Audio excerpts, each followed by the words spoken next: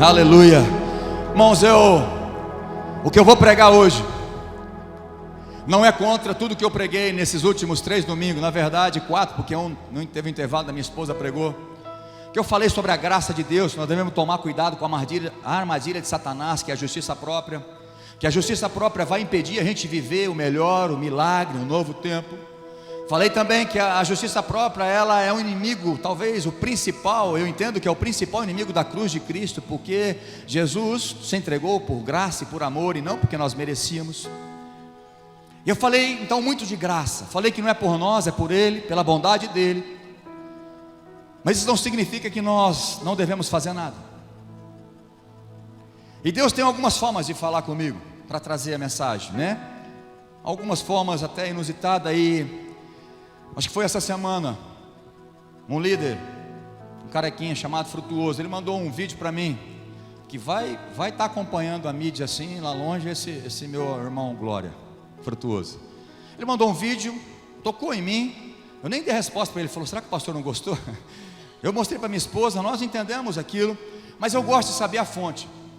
Aí eu fui atrás de saber quem era aquela pessoa. Ele estava ali no momento, tipo uma palestra, e aí aquele momento ele falando, e teve ali uma encenação onde nós entendemos que foi bênção para aquela pessoa, entendemos que é daquela forma que é feito. E aí eu fui ver que ele é um coach. O que é um coach? Em português, o bom português é um treinador, um técnico.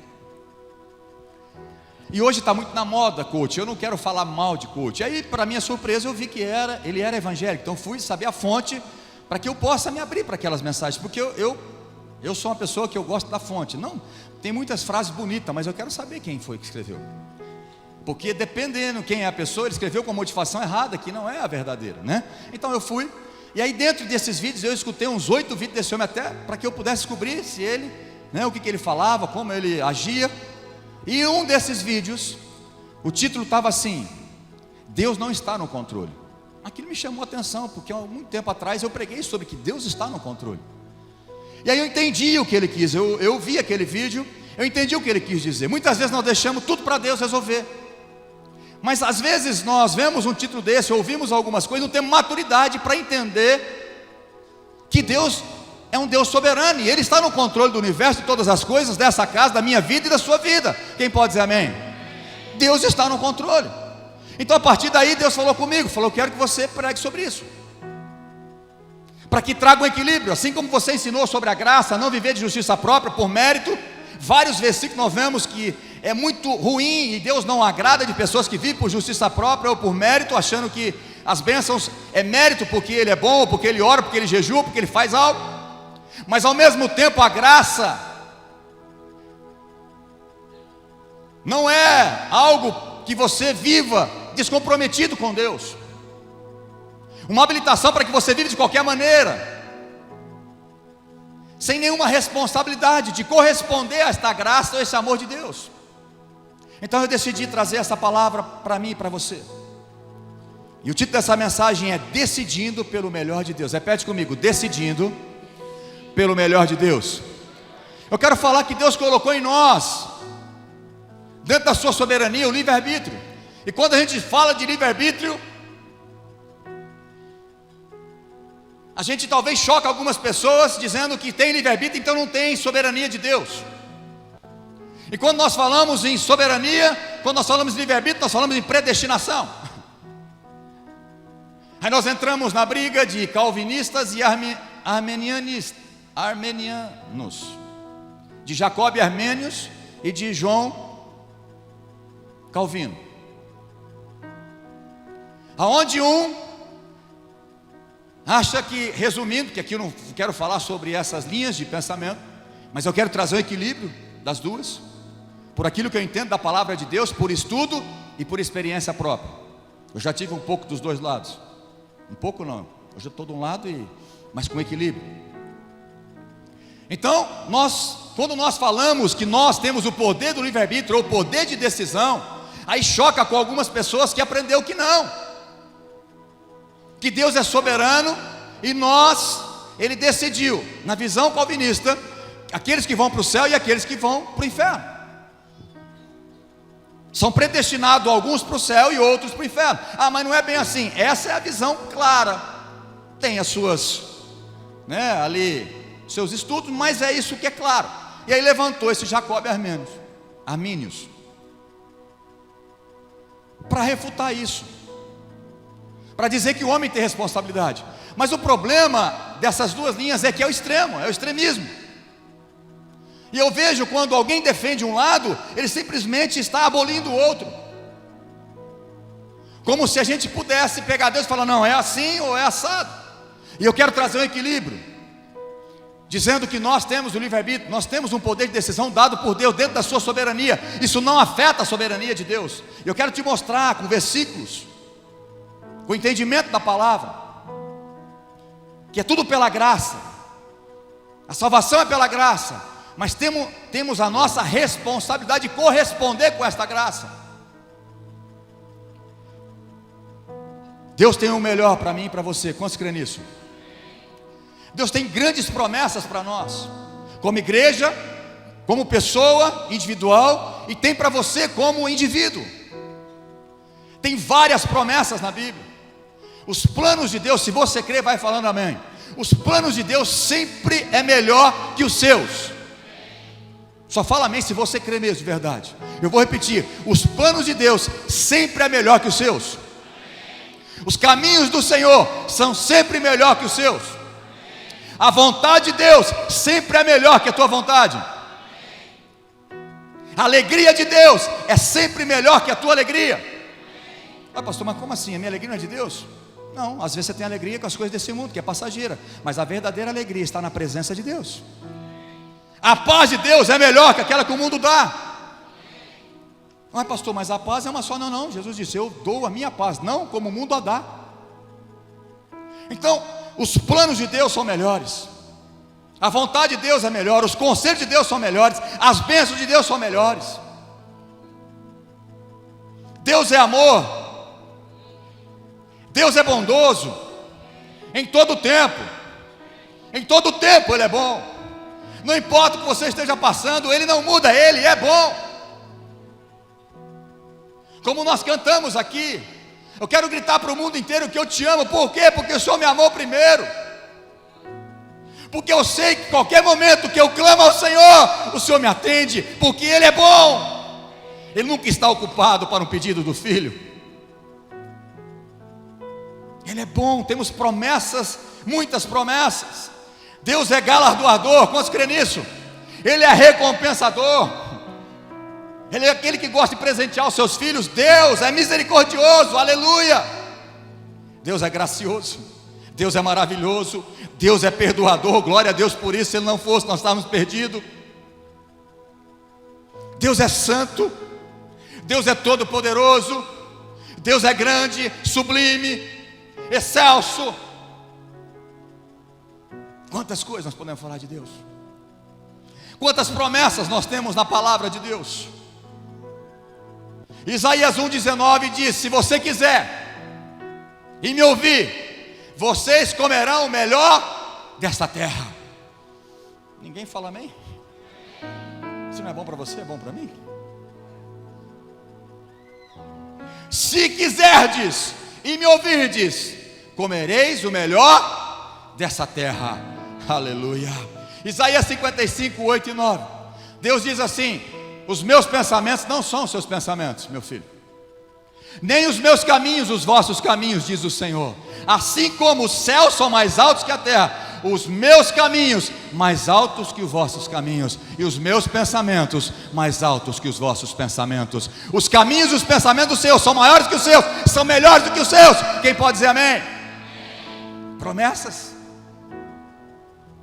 bênçãos liberadas em toda a palavra. Jeremias 29, 11. Eu é que sei, diz o Senhor, que pensamentos tenho a vosso respeito, diz o Senhor, pensamentos de prosperidade, para dar um fim que vocês desejam, para te dar um fim de esperança. Aleluia. Que Deus maravilhoso. Ele tem pensamentos bons a teu respeito. Vira para o seu irmão e fala assim: você sabia disso?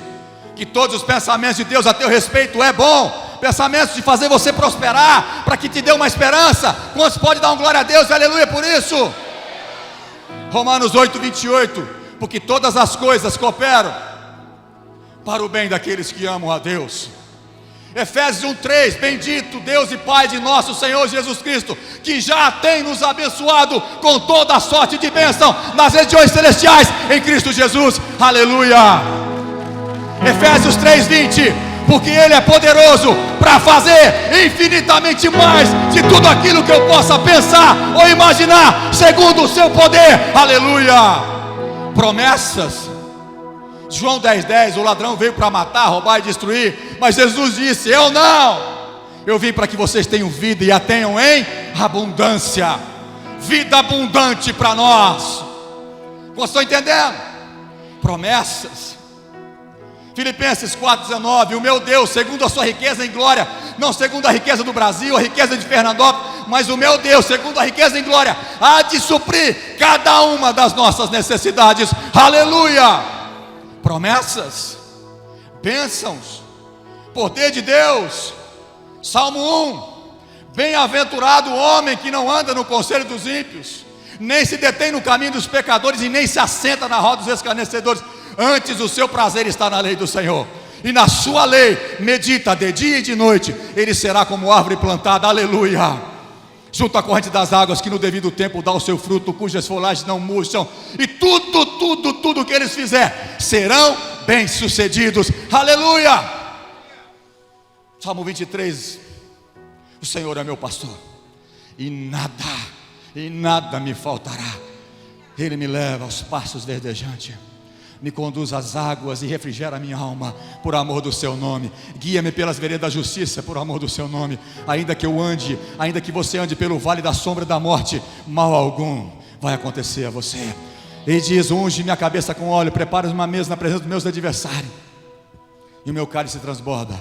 Bondade e misericórdia todos os dias me seguirão, e eu vou morar e viver na casa do meu Deus para todo sempre, aleluia. Promessas. Tudo posso naquele que me fortalece. Todas as coisas é possível aquele que crê. Promessas, bênçãos. Já está liberado, já está profetizado pela palavra de Deus. A palavra de Deus, ela é poderosa. Mas eu te pergunto, você tem vivido tudo isso?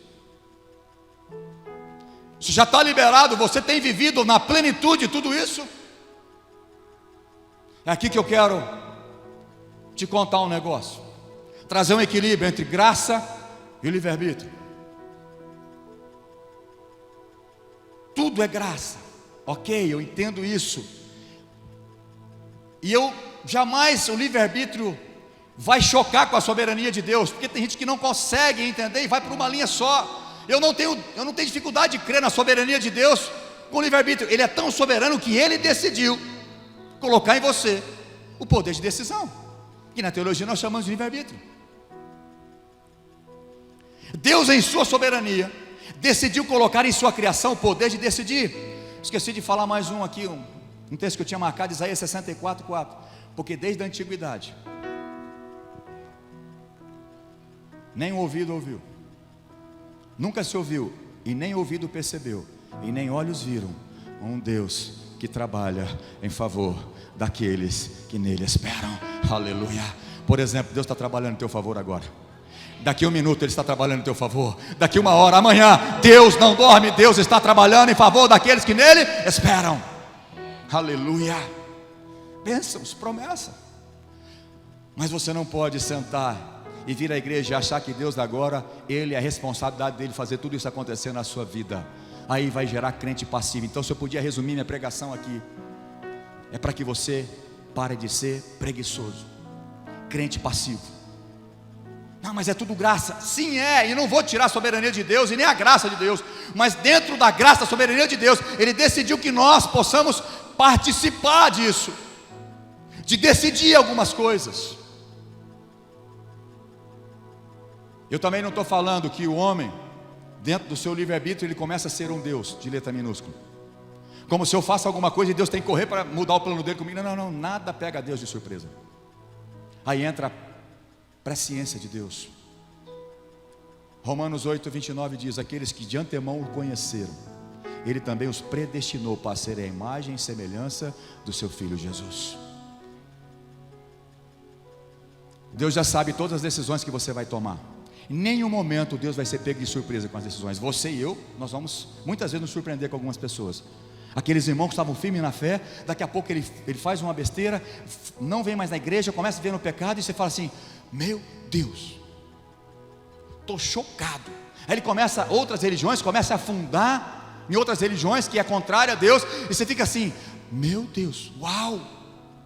Ei, deixa eu te falar, Deus nunca vai fazer uau. Que surpresa. Ninguém pega Deus de surpresa. Mas como assim? É assim. Isso é a soberania de Deus, a presciência de Deus, a onisciência de Deus. A tua mente não consegue entender, e não adianta você querer entender Deus, que você não consegue entender. Uma mente finita não consegue entender um Deus infinito.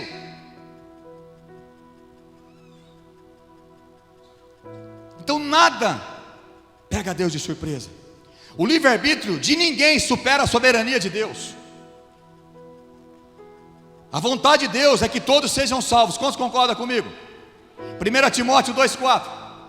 Se você quiser anotar, nós vamos alguns, eu vou falar, só citar aqui, decorado, e outros eu vou citar mais ou menos, e alguns eles vão colocando lá, você vai acompanhando se você quiser anotar. Mas a vontade de Deus é que todos se salvem. Quantos acreditam que essa é a vontade de Deus? Que todos se salvem. Eu te pergunto, todos vão ser salvos? Tem a ver com a vontade de Deus? Não. Estão entendendo? Hebreus 5, versículo 9, diz que Jesus se tornou o autor da nossa salvação, mas daqueles que decidem obedecer. Está muito claro no texto. E tendo sido aperfeiçoado, está falando de Jesus, tornou-se o autor, de letra maiúscula, da salvação eterna para todos aqueles que lhe obedecem.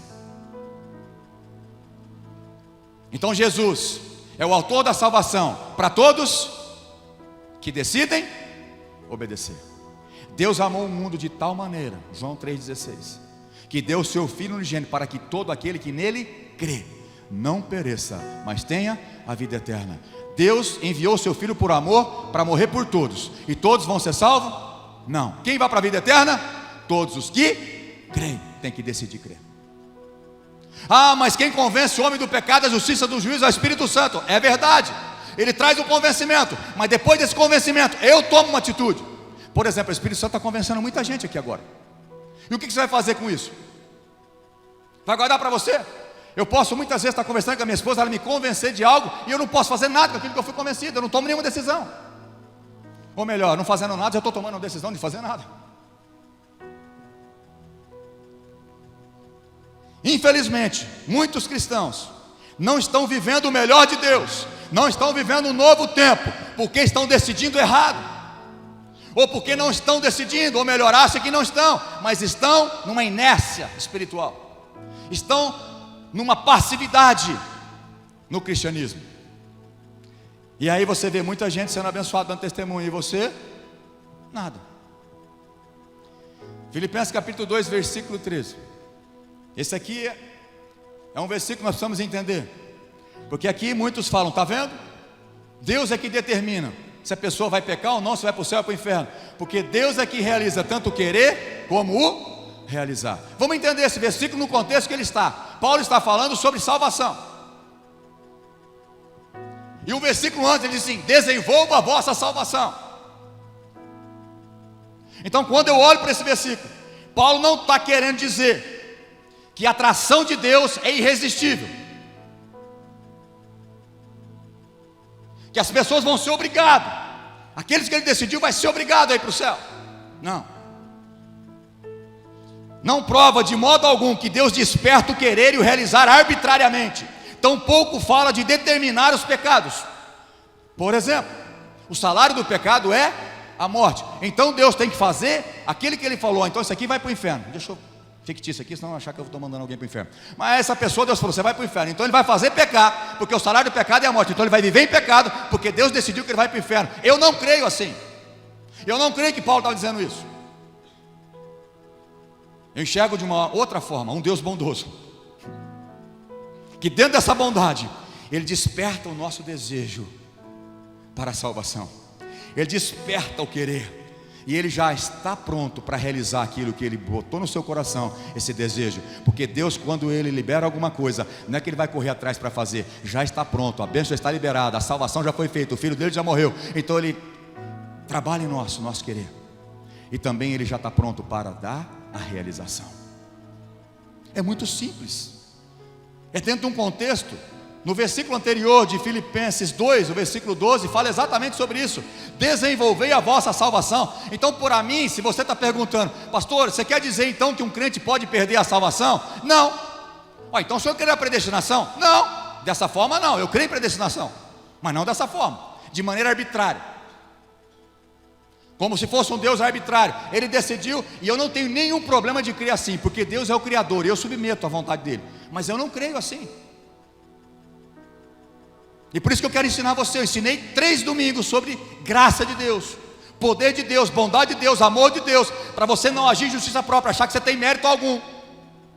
Mas isso não tira a sua responsabilidade de corresponder a essa graça, de interagir com essa graça, da nossa responsabilidade como homens, que a Bíblia nos mostra. Existem várias advertências que eu vou falar aqui para você, várias advertências, para que as pessoas não caiam.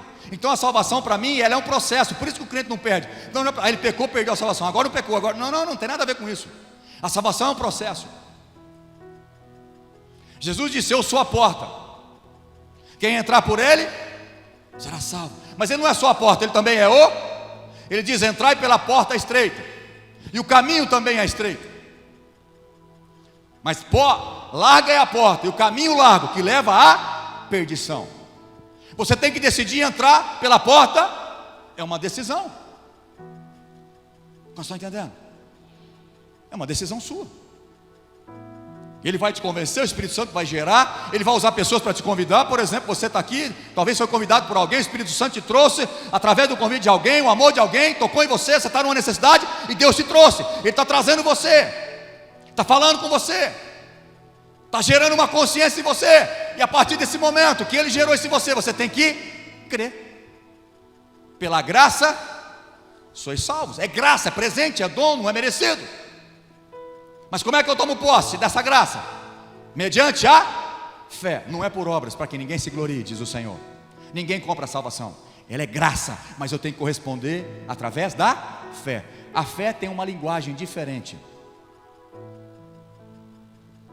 Hebreus 11:1 define a fé para nós. A fé é a certeza das coisas que se espera, a convicção de fatos que eu não vejo.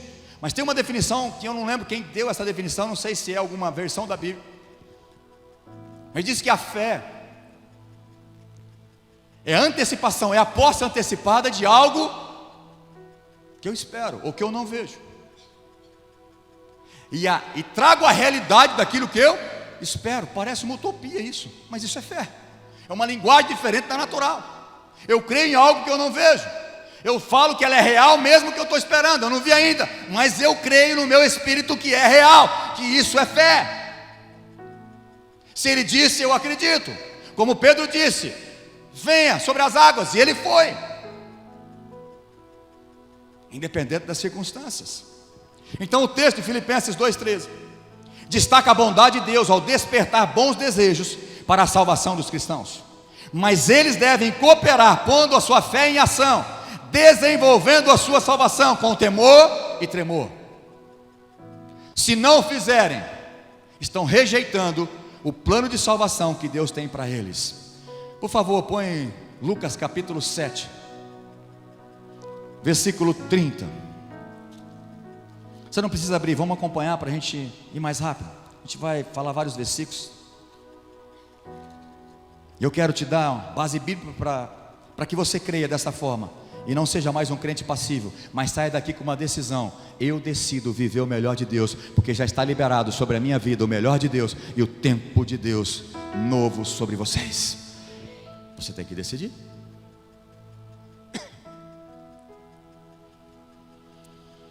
Aqui Jesus, o contexto, falando que João Batista estava batizando, e ele diz: olha, nasci de mulher, não tem ninguém maior que João Batista. Naqueles nascidos de mulher não tem ninguém maior que João Batista, mas diz: o menor no reino de Deus é maior que João Batista. E nesse contexto, No versículo 29, assim: todo o povo que ouviu, e até os publicanos, reconheceram a justiça de Deus, tendo sido batizados com o batismo de João. Mas, versículo 30, que eu quero destacar: os fariseus e os intérpretes da lei, repete comigo, rejeitaram.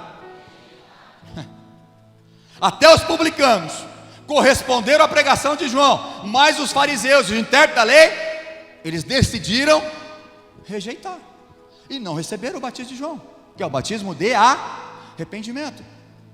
O novo nascimento começa pelo arrependimento. O novo nascimento significa arrependei-vos.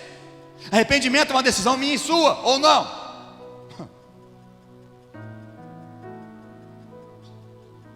Como estão entendendo? Jesus atrai as pessoas, mas essa pessoa pode escolher não ir a Ele, não crer nele. Já li, ou já falei, João 3,16. Deus amou o mundo e enviou o seu Filho para todos. Mas a salvação é para aqueles que creem. João 3:36.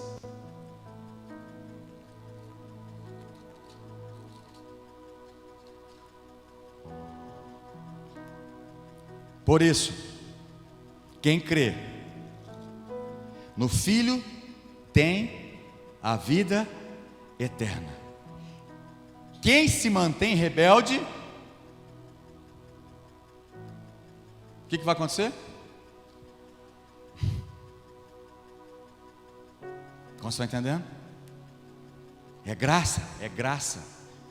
Deus já sabe todos que vão se render a Ele, que vai decidir por Ele, já sabe. Pastor, mas como é que Ele sabe? Ele sabe, irmãos, isso é soberania dEle, isso é onisciência dEle. Por exemplo, quando Ele deu a visão para Daniel, daquela estátua, lembra? Cabeça de ouro, aqui o peito e os braços de prata, o ventre de bronze, as pernas de ferro e os pés de ferro e barro. O que representava aquilo?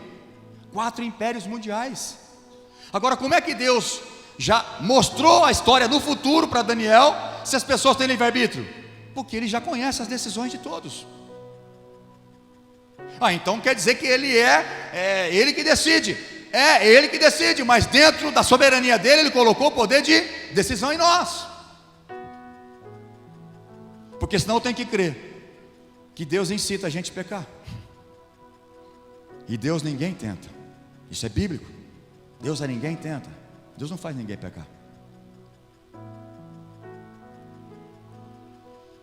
Atos 7:51. Tem gente que resiste ao Espírito Santo.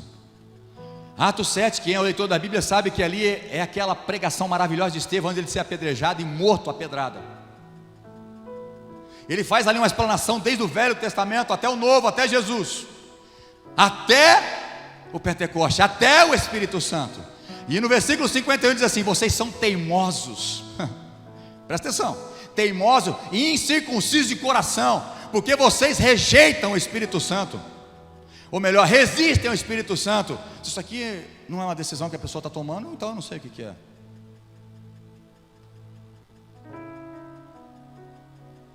Você pode resistir ao Espírito Santo, você pode ser teimoso, e tem muita gente assim. Infelizmente, não crê dessa forma. Você pode rejeitar o convite de Deus. Tem pessoas que estão rejeitando o convite de Deus. Você já convidou alguém que já rejeitou o convite de Jesus?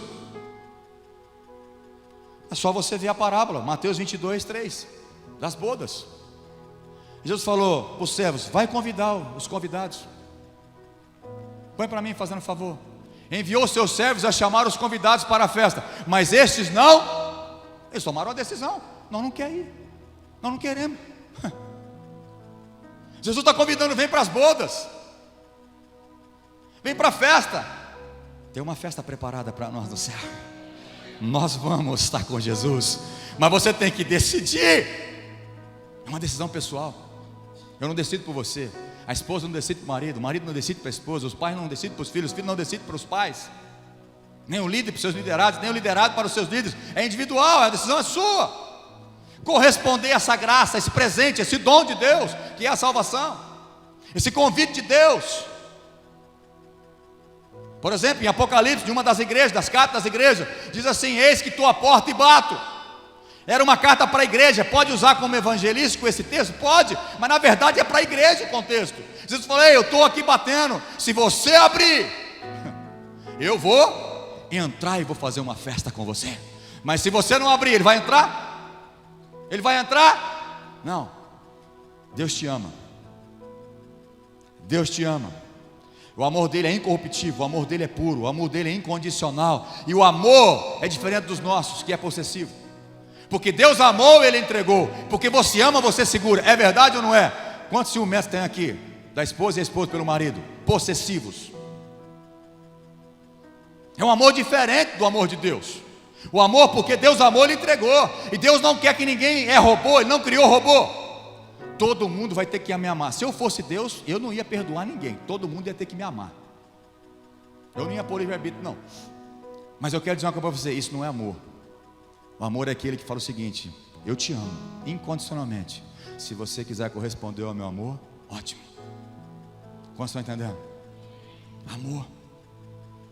Quando nós olhamos desde o começo, quando Deus criou todos os anjos tinham livre-arbítrio ou não tinha? Os anjos tinham livre-arbítrio ou não tinha?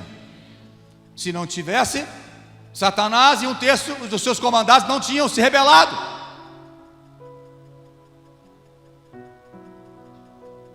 E os anjos bons têm livre-arbítrio?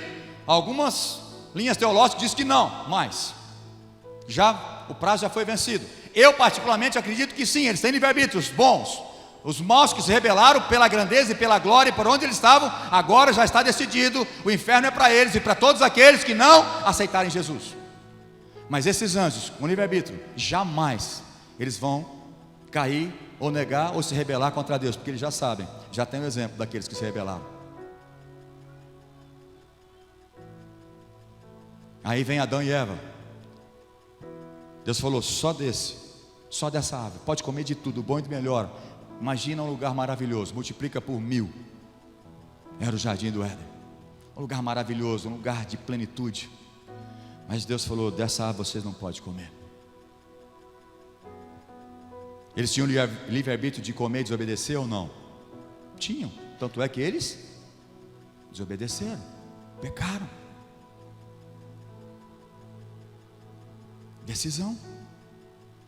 Deuteronômio 30, de 15 a 20, fazendo um favor. Já prepara aí depois João 5, 39 e 40. Vejam, hoje coloco diante de vocês a vida e o bem, a morte e o mal. Quem está falando isso? Certo? Deus, Moisés, Deus usando ele para falar com o povo. Se guardarem, Moisés, se guardarem um mandamento que hoje lhes ordeno, que amem o Senhor seu Deus e andem nos seus caminhos e guardem os seus mandamentos. Ou seja, se vocês decidirem obedecer, guardar os meus mandamentos, seguir as minhas ordens, os seus estatutos, os seus juízos, então vocês viverão e se multiplicarão, e o Senhor, o seu Deus, os abençoará na terra e que estão entrando para dela tomar posse. Seguindo. Mas se o seu coração, se o coração de vocês se desviar e não quiserem, repete comigo, e não quiserem, é uma decisão. Se vocês não quiserem me ouvir, mas forem seduzidos, se inclinarem diante de outros deuses e os servirem, então hoje lhes declaro que certamente perecerão, não permanecerão muito tempo na terra na qual, passando o Jordão, vocês vão entrar para dela tomar posse. Agora, esse versículo aí é muito forte. Deus diz assim: hoje eu tomo o céu. Só um Deus poderoso, criador, maravilhoso, excelso, pode tomar o céu e a terra como testemunha contra nós. Dizendo: eu tomo o céu e a terra como testemunha contra vocês, que lhe propus a vida e a morte, a bênção e a maldição. O que você tem que fazer? Como você está entendendo? Você tem que decidir. Só que ele é tão maravilhoso. Ele diz assim: eu vou te dar uma dica, qual é a minha vontade. Escolha, pois, a vida. Escolha a bênção. porque vai ser abençoado não só você, mas toda a tua posteridade. Aleluia. O problema é que muitos crentes não decidem pela vontade de Deus, decidem para a sua, e aí você quebra a cara, porque a vontade de Deus, ela é boa, perfeita e agradável. Repete comigo: a vontade de Deus, ela é boa, perfeita e agradável. Quem pode falar um glória a Deus? Essa é a vontade de Deus para mim e para você, mas ela está condicionada ao versículo 1 e ao começo do versículo 2 de Romanos 12.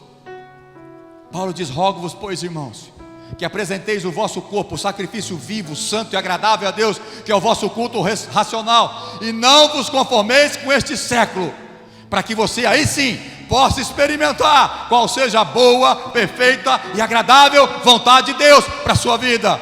Ele tem uma boa, perfeita e agradável vontade de Deus, mas você tem que renovar a sua mente, você tem que ir para o sacrifício. A tua vida tem que ser um sacrifício vivo diante do Senhor. É uma decisão. Decida para viver o melhor de Deus. Deus tem o melhor para você. Deus tem mais do que você imagina. Ele é poderoso para fazer muito mais do que você possa pedir, pensar ou imaginar. Irmãos, quando nós começamos a igreja dentro da minha casa, 11 anos e pouco atrás, eu jamais imaginaria tudo o que está acontecendo. Se eu tivesse que programar, falar: Deus, ó, daqui um ano eu quero ter tantas pessoas, eu quero ter assim, olha, 2 anos, 3 anos, 10 anos, eu talvez com 11 anos ia falar: Deus, na minha concepção, eu acho que 200 pessoas, 300 na igreja, um prédio próprio já está bom, um salãozinho legal, mas Deus tem muito mais. Hoje nós temos um grande patrimônio, muitas pessoas em célula, 1.100 e poucos, segundo a última estatística da igreja, em células. Deus é poderoso para fazer muito mais do que nós possamos pedir, pensar ou imaginar. Nós estamos construindo um templo, ou uma construção ao todo que dá 2.400 e poucos metros quadrados. Isso é glória, isso é graça, isso é bênção de Deus. Não é por nós, é por Ele. Mas nós estamos fazendo isso acontecer através das nossas decisões. Um dia eu decidi crer, mas não é agora que eu vou falar isso. João 5, 39 e 40. Vocês examinam as escrituras, falando para aqueles fariseus, mestres da lei, porque julgam ter nelas a vida eterna, e são elas mesmas que testificam de mim. Eu estou falando, vocês examinam a escritura, vocês leem, vocês entendem da palavra, e é verdade, ela revela de mim, ela revela a vida, mas, contudo, vocês não querem vir a mim para ter vida. Escuta, olha para mim. Você pode decidir não viver o melhor de Deus. Infelizmente, Deus tem o melhor para você. A vontade dele é boa, perfeita e agradável. Ele tem pensamento de prosperidade, de dar esperança para você. Deus é misericordioso, Ele tem prazer na prosperidade dos seus filhos. Mas você pode proibir tudo isso acontecer na tua vida, por ficar passivo, esperando que vai cair do céu. Porque você acha que vir à igreja, ir numa reunião de oração e já na célula já está bom demais. Ei, sai da tua zona de conforto, meu irmão. Decida a crer, começa a agir em fé, a declarar que isso vai acontecer. Isso não é pensamento positivo, isso é fé. É trazer as coisas, que seja feito assim na terra como ela é feita no céu. Eu não estou falando que você é Deus, que você manda em Deus. Eu determino que Deus, não estou falando nada disso. Eu estou pregando o equilíbrio, entendendo a soberania e a graça de Deus, mas que Deus também liberou sobre nós, dentro da soberania, porque eu entendo que Ele é soberano, e Ele decidiu assim, que você tem o poder de decidir, não tudo de ser um deusinho, mas que você possa querer, que você possa decidir viver o melhor dEle, as bênçãos dEle, tudo que Ele tem para mim e para você. A apostasia é um fato real. Quantos concordam comigo? Muitos vão apostatar, muitos não, poucos, vamos dizer. O que é apostatar? Negar a fé. Se não tivesse esse livre-arbítrio, se fosse impossível alguém cair, jamais alguém poderia apostatar da fé.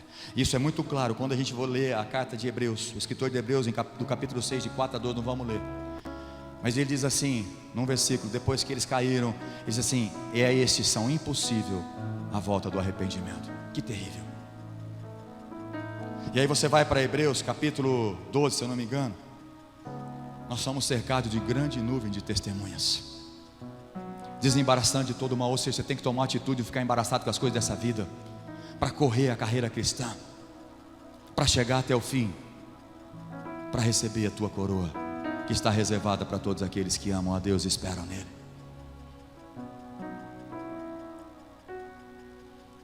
O próprio apóstolo Paulo falou de irmãos que abandonaram a fé.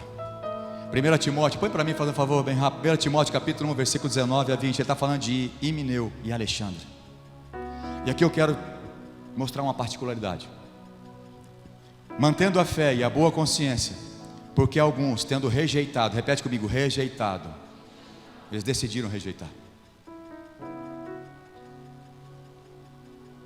Paulo falando para o seu filho na fé, Timóteo: olha, alguns decidiu rejeitar, eles tomaram a decisão de rejeitar, infelizmente, a boa consciência, e vieram a naufragar na fé. Olha só outro versículo: entre estes estão Himeneu e Alexandre, os quais entreguei a Satanás para serem castigados, a fim de que aprendam a não blasfemar. Aqui eu não vejo como ele estava corrigindo, se eu não me engano, aquele jovem que estava tendo relação com a sua madrasta. Ele diz assim: eu estou entregando este a Satanás para que ele seja salvo no último dia. Vocês aqui, os universitários, sabem do que eu estou falando, né? Aqui eu não vejo Paulo falando isso, para que ele seja salvo. Eu não estou falando que não vai ser, mas eu estou aqui especulando. Eles naufragaram na fé, vai ser castigado, para que aprendam a nunca mais a blasfemar. Irmãos, é muito sério. Nós temos que decidir viver o melhor de Deus, mas nós temos que entender que passa pela nossa responsabilidade. Eu não acredito que o homem consiga salvar pela sua responsabilidade. Não, é graça de Deus. Eu continuo falando, não estou anulando a soberania de Deus, mas dentro da soberania de Deus, Ele colocou em mim e você o poder de decidir. Deus não é arbitrário, quer que a gente ame Ele de maneira arbitrária. Você não tem outra saída a não ser amá-lo. Agora, quando Ele pede para amá-lo, Ele é muito exigente. Amarás o Senhor teu Deus de todo o teu coração, de toda a tua força, de todo o teu entendimento. Quantos estão entendendo? Não para aí. 1 Coríntios 9, 27. O próprio apóstolo Paulo diz assim: eu esmurro o meu corpo e reduzo a escravidão. Para que ele falou isso? Para que eu não seja desqualificado no final.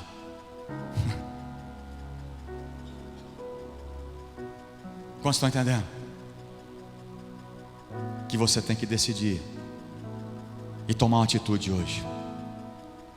Não basta querer, tem que decidir. Tem muita gente que quer, muita gente que deseja, mas não decide. Decisão fala de atitude e de ação. Querer fala só da vontade. Tem muita gente que quantos não quer viver o novo tempo? Quantos não quer viver o melhor de Deus? Todos querem. Mas por que muitos não vivem essas promessas? Porque não decidiram crer de todo o coração e fazer valer tudo aquilo que Deus falou e tomar posse pela fé. 2 Coríntios 13, 5. Paulo diz assim: examine-se cada um, para ver se vocês estão na fé. Às vezes você precisa se examinar, para ver se você realmente está com essa fé genuína em Deus. Paulo está dizendo: examine-se, para ver se realmente estão na fé. Provem-se a si mesmo. Ou não reconhece que Jesus Cristo está em vocês? A não ser que já tenham sido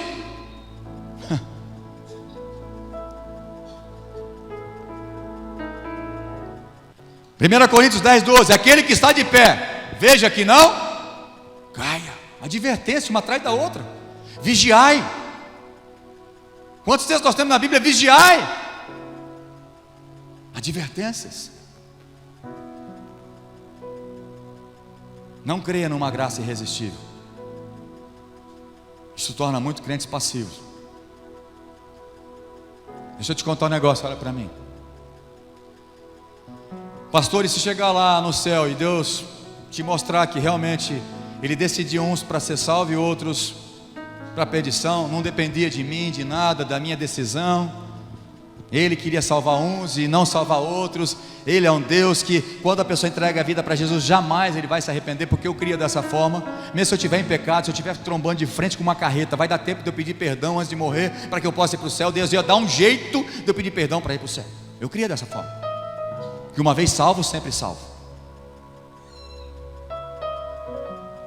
Eu não tenho nenhum problema de crer assim. Eu vou repetir, eu não tenho nenhum problema, mas eu não vejo isso diante da palavra de Deus.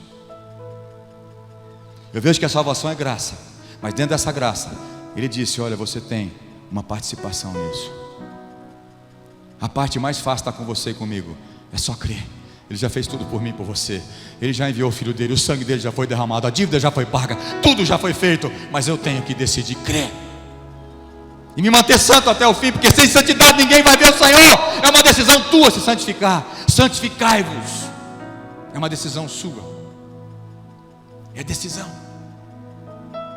Deus não vai fazer tudo por você. Deus não criou robôs, mas pessoas com poder de decisão. Deus colocou nos seres humanos, criado à imagem e semelhança dele, um poder de decidir as coisas boas e as coisas ruins. E infelizmente você pode rejeitar o melhor de Deus. Vira para o seu irmão e fala assim: infelizmente você pode rejeitar o melhor de Deus. E Deus tem o melhor para você, meu irmão e minha irmã. Mas infelizmente você pode rejeitar pelas tuas decisões erradas, pela tua apatia, pela tua inércia espiritual. Vem de vez em quando na igreja, acha que isso é suficiente. Acorda, cristão.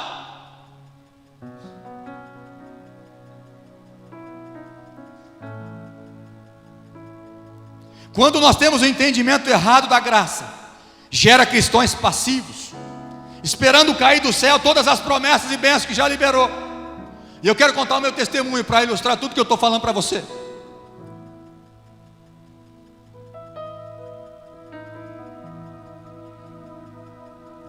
Quando nós começamos a igreja, aqui em Fernandópolis, se você não sabe, começou dentro da minha casa. Nós estávamos lá em 6 pessoas, e aí Deus deu alguns sinais, pedimos prova para Deus para começar a comunidade aqui em Fernandópolis. Nós começamos dentro da minha casa, há 11 anos e 10 meses atrás, mais ou menos, 6 meses atrás. E Deus vem nos abençoando, Deus vem dando um crescimento saudável. Mas eu quero te contar uma coisa. Talvez no segundo ano, como pastores aqui, nós já éramos pastores em Tanabi, mas quando nós fizemos parte do MFI, MFI é uma comunhão internacional de pastores, o qual nós estamos filiados, debaixo da cobertura do pastor Samuel. Então nós estamos nessa comunhão de pastores. E a primeira vez que a gente foi numa reunião de pastores, tinha um americano, um pastor pregando. E eu estava naquele processo de luta interior dentro de mim, de algo tradicional, de algo que eu cresci aprendendo algumas coisas, e alguns conceitos que eu tinha que abrir mão e jogar tudo por terra para ouvir do Espírito Santo e tomar uma atitude de crer diferente, tomar posse diferente, de deixar fluir o Espírito Santo. Nessa luta, algumas noites eu chorei, falando: Deus, eu não sou capaz de ser pastor líder de uma igreja, eu não tenho condição. E começou a chegar gente na igreja no começo, pessoas, enfim, estudadas, e falei assim: meu Deus, a minha pregação talvez era muito pequena diante dessas pessoas que conhecem da Bíblia. E eu chorei, falei: Deus, o que está acontecendo? Porque eu quero ser só um pastor auxiliar. Deus falou assim: Marcos, eu não chamo os capacitados. Um dia eu abri a Bíblia, eu não gosto de fazer roleta russa com a Bíblia, mas eu falei: Deus, fala comigo. Eu estou precisando de uma palavra do Senhor. Eu estou em crise, eu não sou capaz, eu sou muito pequeno diante de toda a grandeza que o Senhor tem liberado sobre mim. E Ele falou isso para mim, falou: eu não chamo os capacitados bons, na verdade eu capacito os meus chamados, na verdade eu chamo aqueles que não são, para confundir os que são.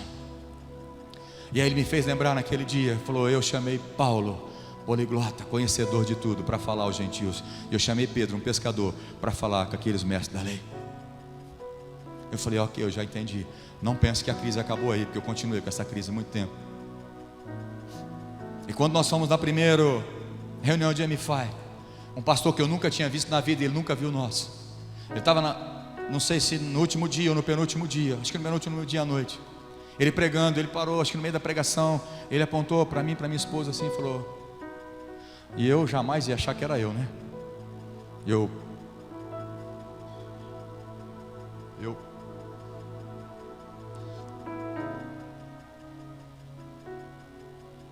aí nós fomos. Aquele homem nunca tinha visto na vida. Ele começou a liberar palavras poderosas para mim, para minha esposa, o ministério, o pessoal, falando que Deus está quebrando muitas coisas dentro de você, fazendo uma transformação dentro de você. E aí começou a profetizar sobre a cidade, sobre o nosso ministério, que o céu aqui estava fechado, mas Deus ia romper, né? Ainda falou de crescimento. Geralmente as igrejas de Fernandópolis, quando chegava talvez em 500, ela dividia, e Deus falou, né, nós vamos crescer, e sem divisão. Isso aconteceu, glória a Deus. Passamos a casa do 500, passamos a casa do 1000, sem divisão. Alguns têm saído, mas glória a Deus, a obra continua.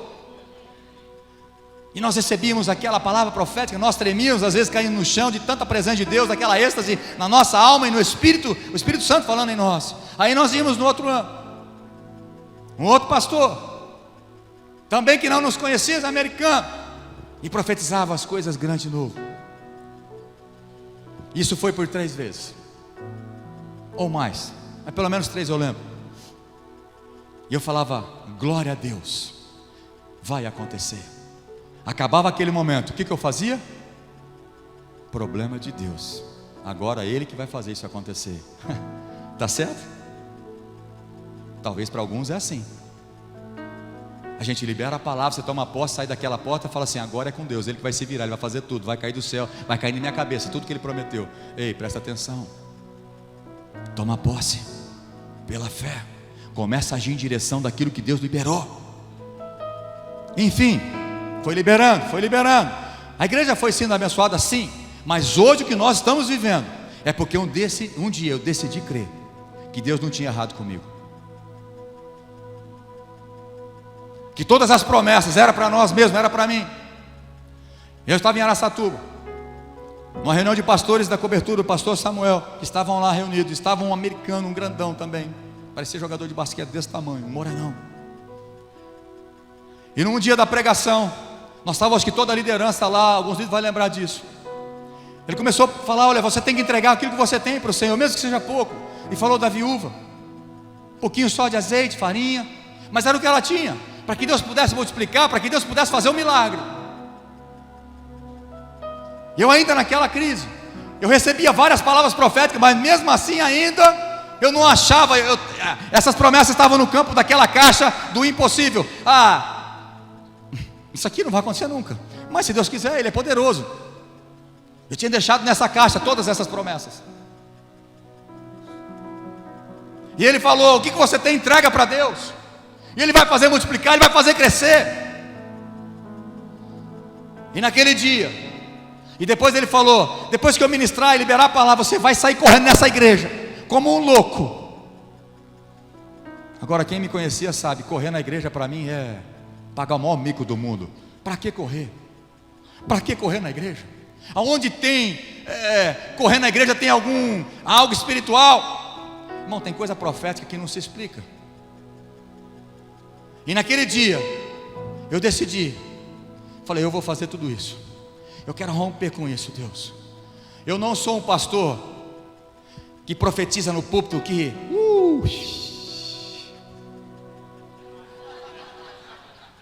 eu não sou.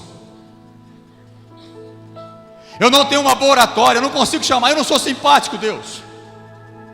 Eu não fiz oratória. Eu não fiz omelete. Estou brincando, omelete. Eu não tenho nada, eu não sou nem aquele pastor que eu admiro, que ele está aqui pregando, daqui a pouco ele vai para o teclado e começa a cantar, ou ele mesmo canta, como minha esposa muitas vezes na pregação ela canta, eu acho isso lindo. Eu falei, Deus, nem isso eu tenho. Como é que o Senhor foi me chamar? Eu não tenho nada que vai atrair as pessoas, mas uma coisa eu quero dizer para o Senhor nessa tarde, ou nessa noite, nem lembro que hora que era o período, mas uma coisa eu quero dizer para o Senhor hoje, o meu pouco eu estou te entregando, é o meu coração, e a minha vida nas tuas mãos, faça dela, e cumpra as tuas promessas sobre a minha vida. E quando terminou, irmãos, eu saí correndo, porque sair correndo depois da minha esposa é fácil. Mas aquele dia eu decidi, falei, eu vou sair, nem se eu fizer sozinho, pagar o mico. Quando estava nesse dia lá em Araçatuba, lembra disso, na liderança? Falei, eu decidi romper com todos os preconceitos que eu tinha.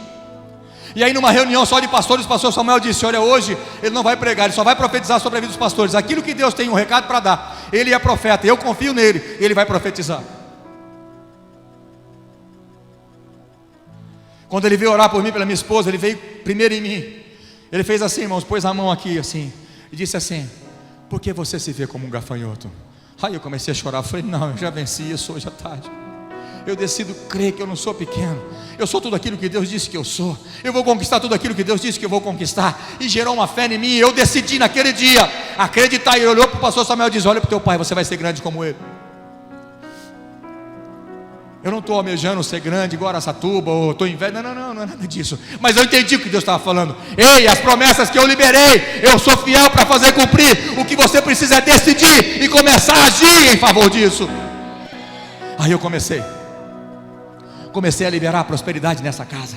Comecei a profetizar a prosperidade. Comecei a pisar em terreno dizendo, o Senhor me deu esse terreno, então nós vamos tomar posse dele.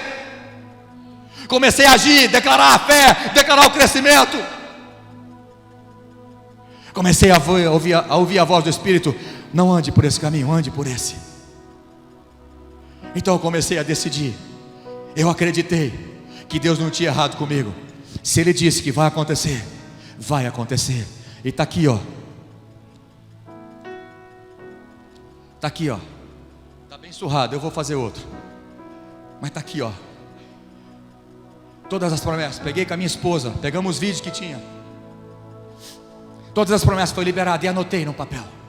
Eu comecei a orar. Vai acontecer. Eu tomo posse disso. Vai acontecer. Vai acontecer. Vai acontecer. E eu comecei a agir em favor daquilo que a palavra foi liberada. Então Deus não é obrigado em você esperar cair do céu. Eu vou tomar posse. Eu vou caminhar rumo às promessas do Senhor. Você tem que decidir viver o melhor de Deus nessa noite. Sair por aquela porta e dizer, eu vou viver um novo tempo. Eu vou viver o melhor de Deus. Eu decido no meu coração, porque já está liberado no céu. Seja feita a tua vontade aqui na terra. Aleluia. Tudo que eu estou vivendo, nós estamos vivendo como família, ministério, é porque eu acreditei que Deus tinha liberado e eu comecei a tomar posse. Tome posse você também. Decida crer que Deus tem o melhor para você. Os pensamentos de Deus é maior que os seus pensamentos. Mas você tem que tomar uma decisão.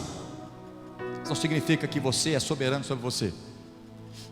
Dentro da soberania de Deus, Ele decidiu você tomar essa decisão para tomar posse daquilo que já está liberado como promessa dele para a sua vida. Quantos estão entendendo? Isaías 1, 19 e 20, fica bem claro. Foi um dos primeiros versículos que eu falei. Se você quiser, repete comigo. Se eu quiser, e eu ouvir e obedecer a Deus, eu vou comer o melhor dessa terra. É para todos que quiser, mas tem que decidir, ouvir e obedecer. Agora vem o versículo 20. Agora vem o versículo 20. Mas se vocês decidirem recusar e forem rebeldes, vocês serão devorados pela espada, porque a boca do Senhor o disse. Deus tem o melhor para você, mas infelizmente você pode decidir não viver o melhor de Deus. Por exemplo, aqui pode ter gente que não decide por Jesus, não decide ser firme. Está vindo, mas não decide. A esposa está falando, o marido está falando, o pai está falando, mas não toma uma decisão. Só está frequentando, mas não decide fazer parte. Não decide pagar o preço, não decide fazer um curso, não decide batizar. Não quer decidir. Sai dessa passividade. Deus falou para Moisés: pisa nas águas, dá o primeiro passo. Preste atenção nesse versículo. Chegai-vos a Deus, e Ele se achegará a vós. Quantos estão entendendo? Nós somos o resultado das nossas decisões. Quantos no passado tomou decisões erradas e está pagando um preço hoje? Agora tem muitos que também tomaram decisões certas e estão hoje se beneficiando dessas decisões certas, aleluia. Irmãos, na nossa vida, em toda a esfera dela, nós temos que passar por decisões. Muitos não estão vivendo dias melhores por decidir errado ou por não decidir por Jesus, por não decidir crer que essa é uma realidade espiritual. Você tem o direito e o poder de decidir pelo melhor. Nossa, pastor, isso parece que tira a soberania de Deus. Não tira, não. Dentro da soberania, Ele já liberou, basta você tomar posse. O poder da decisão está nas suas mãos. Em muitas decisões erradas, quantos concordam comigo? Você sabia que não era para tomar e tomou, segundo a sua vontade. É verdade ou não é? E o problema disso, sabe o que é? Tem muitos crentes jogando a culpa em Deus. Não, mas eu não jogo. Não, mas as tuas atitudes mostram que você está culpando Deus. Ah, mas por que está acontecendo isso comigo? Eu não estou entendendo. Ué, você está falando para quem isso? Para quem você está falando isso? Cuidado para você não ficar culpando Deus. A vontade de Deus é boa, perfeita e agradável para você. Deus tem pensamentos bons a teu respeito. Deus tem prazer na prosperidade dos seus filhos. Deus tem paz para você. Deus tem alegria. Deus tem desafio também, tem provas, tem problemas, mas tudo posso naquele que me fortalece. Para o homem é impossível, mas para Deus tudo é possível. Agora sabe qual é o problema? Tem muitos crentes que não vivem o melhor de Deus, sabe por quê? Porque está culpando o outro. Quem que é o mais culpado no meio dos crentes? Quem sabe? É o diabo. O diabo está com as costas desse tamanho. Tem diabo falando assim: aquele crente não para de falar que sou eu, ele mesmo que está fazendo as coisas erradas. Ele fica jogando a culpa em mim. Até o diabo está chorando na calçada, falando: esse crente só fica jogando a culpa em mim e não assume nada. Ai, o diabo está bravo comigo, pastor. Eu decidi fazer um jejum, o diabo vem com toda a fúria para cima de mim. Ei, que Deus você está servindo? Em nome de Jesus, todo poder maligno tem que obedecer no nome de Jesus, o nome que é acima de todo nome. Vive em santidade e use o nome de Jesus para você ver. Para de jogar a culpa no diabo. Ah, pastor, esse mundo jaz no maligno, mas eu não estou no maligno. Estou nesse mundo, mas não pertenço a esse mundo. Eu decidi viver em santidade. Para de jogar a culpa no pastor. Para de jogar a culpa no líder. Para de jogar a culpa nos seus pais, nos seus filhos. Assuma a sua responsabilidade. Pegue firme com Deus. Decida por Jesus. Pague o preço. Se humilhe diante da poderosa mão de Deus, porque no tempo oportuno Ele te exaltará.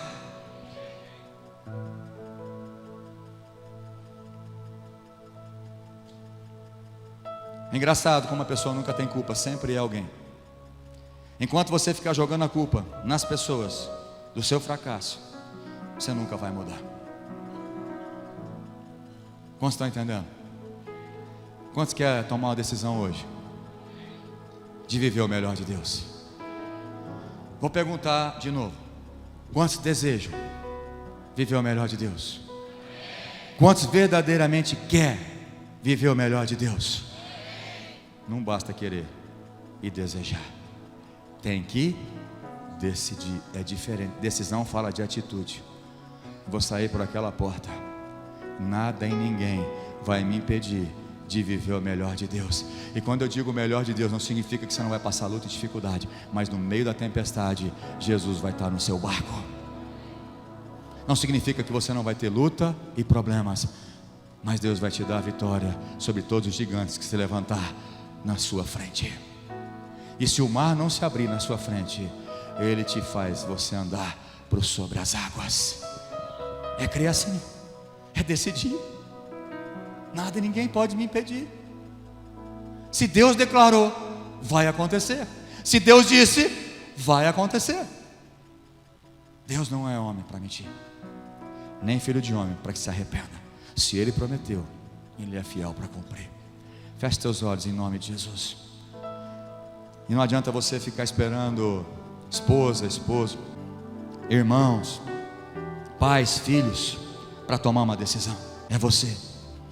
Então, diante da graça, da onisciência, da soberania de Deus, decida dar um passo de fé,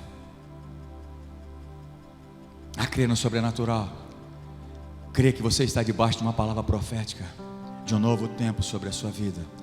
Novo tempo não significa riqueza, porque muitas vezes você olha para esse banner aqui no fundo, acha que é um merchandising, uma propaganda. Não é para te motivar, é uma palavra profética dizendo: você vai viver um novo tempo, ou na tua vida espiritual, ou no casamento, ou na família, ou nas finanças, seja onde for, Deus vai liberar um novo tempo sobre você. Mas você não basta desejar e querer, você tem que decidir. Se Deus disse, eu vou tomar posse, eu vou agir com fé. A fé é a certeza das coisas que se esperam, e a convicção de fatos que eu não vejo. Você não precisa ver, você tem que crer. Foi isso que Jesus falou para Tomé: porque você viu, você creu, Tomé. Mais bem-aventurado aqueles que não viram e creram. Eu quero que você converse com Deus agora, antes de eu orar com você. Queria que você abrisse sua boca, falasse: Deus, eu quero tomar uma decisão, vencer meu tradicionalismo, vencer a minha religiosidade, vencer a minha apatia, vencer a minha passividade. Eu vou parar de ficar esperando cair do céu, alguém vai orar por mim, alguma coisa vai acontecer. Não, eu vou agir em direção da tua presença, da tua palavra, da tua promessa, porque agindo do Senhor, ninguém pode impedir. Tu és um Deus todo-poderoso, e eu decido crer no Senhor. Alguns vai ter que decidir abandonar o pecado. Alguns vai ter que decidir parar de só vir, mas pertencer. Alguns terão que pagar um preço de se humilhar diante da poderosa mão de Deus. Mas eu continuo dizendo: Deus tem o melhor para mim e para você. Se você decidir viver o melhor de Deus, milagres vão acontecer na sua vida. E decida crer, e comece a agir, e a profetizar, e a declarar em nome de Jesus. Pode orar em nome de Jesus. Depois eu vou orar com você. Eu não vou orar com você antes de você aplicar essa palavra no teu coração, em nome de Jesus. Dentro de mim.